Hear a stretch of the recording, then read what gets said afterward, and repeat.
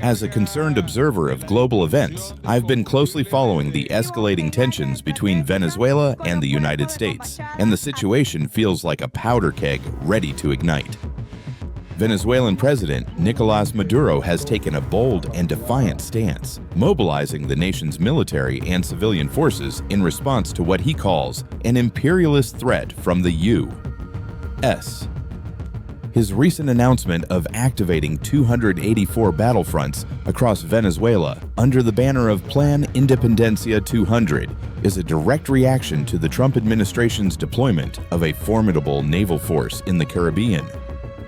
Maduro's fiery speech, broadcast on state television, was a call to arms that left no room for ambiguity. He urged the United Socialist Party of Venezuela, the cornerstone of the Bolivarian Revolution, to prepare for a shift from non-armed to armed struggle.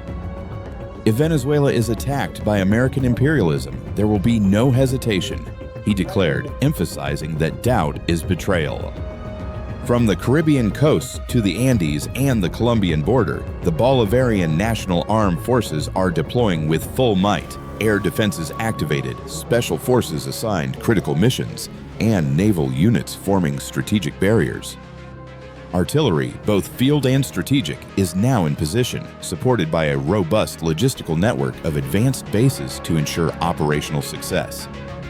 Maduro's words were clear. Venezuela is ready to defend its sovereignty, from its shores to its mountains, against imperialists, invaders, and violent groups.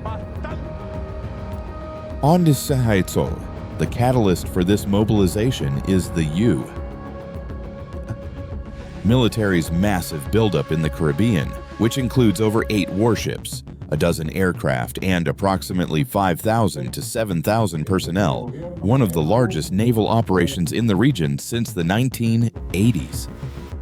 The Pentagon, under President Donald Trump's orders, claims this deployment targets Latin American drug cartels, with U.S. Defense Secretary Pete Hegseth warning that Maduro must make critical decisions. The U.S. has accused Maduro and his top officials of running the so-called Cartel of the Suns, a drug trafficking network allegedly embedded in Venezuela's military, and has doubled the bounty for Maduro's arrest to $50 million. A recent U.S. strike on a Venezuelan boat in the Caribbean, which killed 11 people Washington claimed were part of the Tren de Aragua gang, has further inflamed tensions. Maduro and his government vehemently deny these allegations, insisting Venezuela is not a drug-producing nation and accusing the U.S. of fabricating charges to justify regime change.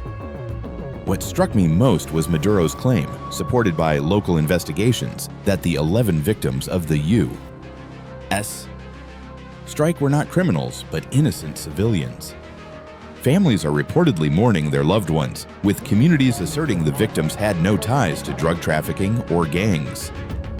This has fueled outrage in Venezuela, with Maduro labeling the strike an extrajudicial killing and a violation of sovereignty.